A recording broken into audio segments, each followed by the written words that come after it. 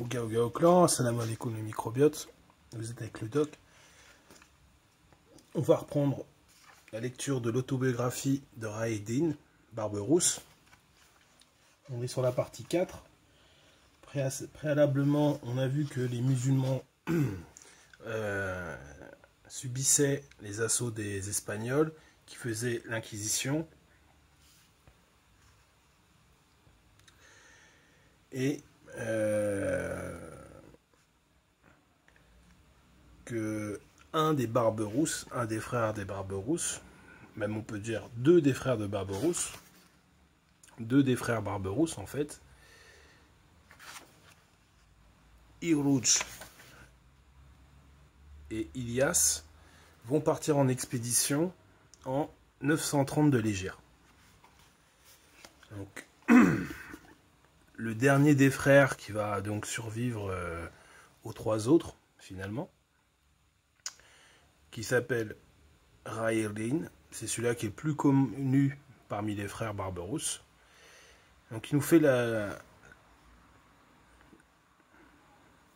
description de ce qui s'est déroulé en 1499, lors de la mort d'Ilias et l'emprisonnement de Irouj. Lors de ce voyage, le navire de mon frère Irouj rencontra sur son chemin une galère de Rhodes qu'il fallut combattre. L'équipage musulman, à l'exemple d'Ilias et de Irouj, s'illustra vaillamment au combat, mais Ilias ainsi qu'un grand nombre d'entre eux tombèrent en martyrs. Les chrétiens se rendirent maîtres du bateau qu'ils amenèrent à Rhodes en triomphe. Les esclaves musulmans furent vendus aux enchères et Irouj fut acheté par deux personnes de considération qui habitaient l'île. Lorsque cette nouvelle nous parvint, à l'île de Midili, je fus profondément affecté par la mort de mon frère, et une grande tristesse s'empara de moi. Je réfléchis sur le champ aux moyens dont je disposais afin de délivrer Irouj. C'est ainsi que j'allais trouver l'une de mes connaissances, un marchand chrétien surnommé Cricot. Donc le nom de Cricot, dont le sens en français est Jacques, faisait avancer El-Ekram Dechier l'hypothèse que ces derniers étaient français, ce qui va dans le sens du récit, étant donné que le maître de l'île de Rhodes, Pierre d'Aubusson, 1423-1503, était lui-même français. Cela expliquerait pourquoi Raïd-Din fit appel à lui.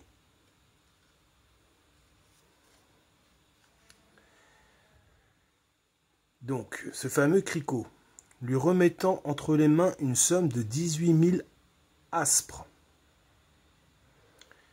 Donc ça, c'est une monnaie d'argent qu'il me fallut un certain temps et un effort considérable à réunir. Je lui demandai de travailler à la délivrance de Irouj.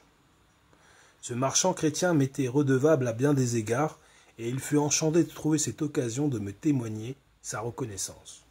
Je fis armer un bateau pour nous transporter à Rhodes. Cricot m'accompagna jusqu'à Bodrum, où je lui tins ce discours. Aujourd'hui, nous verrons si notre amitié est sincère. Prends ces 18 000 aspres et aide-moi à sauver mon frère. Pars en direction de Rhodes et essaie de rencontrer Irouj. Si tu trouves un moyen de le délivrer, que ce soit en l'achetant ou par tout autre moyen, tiens-moi informé, je t'attendrai à Bodrum. Cricot me répondit alors, je ferai ce que tu me demandes, je ferai tout mon possible. Puis, il partit pour Rhodes. Avant d'entreprendre toute démarche pour le rachat de Irouj, Cricot chercha à se mettre en communication avec lui. Et à en trouver l'occasion, il lui dit, « Ton frère, Kid, te transmet le salam et fait beaucoup d'invocations pour toi. Il est dans une profonde tristesse du fait que tu sois captif entre les mains des chrétiens, et il ne cesse de pleurer nuit et jour. Il m'a envoyé à toi, et lui est resté à Bodrum, attendant de bonnes nouvelles à ton sujet. » Lorsque Irouj entendit les propos de Cricot, il pleura des joies et lui dit, « Je suis sensible aux chrétiens. et aux bontés de mon frère, et à la part que tu prends toi-même à ma disgrâce. Transmets un grand salam à mon frère Khidr. Retourne auprès de lui et engage-le à n'être point inquiet à mon sujet, car je saurai, grâce à Allah et à sa large miséricorde, trouver le moyen de sortir d'esclavage, sans qu'il ne se dépouille de ses biens en ma faveur. Qu'il retourne donc chez nous. Nous nous reverrons bientôt, Inch'Allah. Quant à toi, la seule chose dont je te prie est de ne révéler à personne l'objet de ta présence sur cette île. Uruj, lors de ses voyages, avait parfaitement appris la langue franque, donc la langue française, qui était celle parlée par les habitants de l'île de Rhodes. La facilité avec laquelle il s'exprimait et son élégance lui avait attiré la bienveillance des riches personnalités de l'île. Les chrétiens de l'île se rassemblaient ainsi aussi souvent autour de lui pour discuter et étaient impressionnés par sa maîtrise de la langue. Parmi eux, il y en avait un qui lui témoignait beaucoup d'amitié, appelé Santurlu Oglu. Ce dernier venait de temps en temps lui rendre visite pour s'informer de sa situation en captivité. Se confiant à lui, Uruj lui dit un jour: « Les chevaliers de Rhodes ne voudront jamais me vendre à mon frère, mais à toi, ils me vendront volontiers. Si tu acceptes de m'acheter et de me faire quitter l'île, je te rétribuerai généreusement pour ce que tu auras fait pour moi. » Santurlu Oglu lui répondit avec bonté: « Je le veux bien. Observe le moment où tu me verras assis au lieu où se tient l'assemblée, près de tes maîtres, et tu passeras alors devant nous comme si tu allais à tes affaires. » En entendant sa réponse, Uruj ressentit une joie intense, songeant à la perspective de sa libération prochaine, à la fin de sa captivité et au mauvais traitement qu'il subissait et qui devenait de plus en plus éprouvant. Uruj guetta le moment favorable, puis il passa devant le lieu de l'assemblée, feignant de ne pas le connaître. Santurlu Oglu proclama soudainement à haute voix: « À qui appartient cet esclave musulman qui passe ?»« Il est à moi, » répondit l'un des patrons. « Cet homme a une tournure qui me plaît, » répondit Santurlu Oglu. « Je n'ai point de domestique et je voudrais bien que vous eussiez la plaisance de me le céder, en convenance d'un prix honnête. Donnez-moi 1000 ducats, et je vous le vends, » répondit le même chevalier. Plusieurs personnes qui étaient présentes se mêlèrent au marché, convainquant le chevalier de se contenter uniquement de 800 ducats d'argent. Pour conclure la transaction, il ne manquait que le consentement de l'autre chevalier, auquel Uruj appartenait pour la moitié de la somme désignée. Mais ce dernier s'opposa catégoriquement au marché et offrit même à son associé de lui racheter la moitié de la somme convenue, afin de rester seul propriétaire de l'esclave. Le chevalier accepta son offre. Lorsqu'il put disposer à son gré du sort de Uruj, il le fit charger de chaînes et le fit enfermer dans un cachot. Dès lors, il ne lui envoyait chaque jour que peu de nourriture jugée indispensable pour le maintenir en vie. Kerko venait de me trahir. Il avait informé le chevalier des nombreuses richesses que possédait Uruj et de la mission que je lui avais confiée. Il lui avait également révélé que j'étais resté à Bodrum, le laissant croire que j'étais capable de rassembler une somme de 10 000 dinars. Il avait ensuite pris la fuite avec mes 18 000 aspres.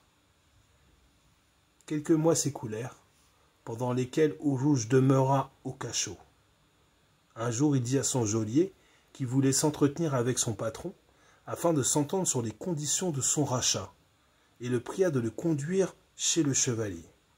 Lorsqu'il fut en sa présence, Uruj lui dit: « Ô toi, que le sort a rendu maître de ma liberté, explique-moi, je t'en conjure, la raison qui me fait éprouver des traitements si durs de ta part. » Je vais te l'expliquer, lui répondit son patron, lui lançant un regard courroucé. Tu as été injuste envers moi, et en punition de cette faute, j'ai appesanti tes chaînes, et te ferai éprouver tous les châtiments qui te sont dus. Crois-tu donc que j'ignore que ton frère s'est rendu à Bodrum avec une somme considérable pour ta rançon, et que tu l'as détourné toi-même de son dessein? Celui qui t'a informé de la sorte est un imposteur, reprit Eau-Rouge. Mais puisque tu désires que je me rachète, convenons entre nous du prix de la rançon que tu exiges de moi. Eh bien, lui dit le chevalier, quelles sont tes offres? Je donnerai pour mon rachat tous les pays de Roumélie. Et je trouve encore que c'est peu, si je puis me délivrer à ce prix d'entre tes mains, s'exclama Eau-Rouge. Ce propos, hardi, irrita le chevalier qui lui répondit. Homme plein de méchanceté, tu oublies le respect qui m'est dû? Aurais-tu dessein de te moquer de moi? Et crois-tu donc que j'ignore qu'un simple particulier comme toi ne peut disposer de la Roumélie? Tu as raison, reprit Eau-Rouge.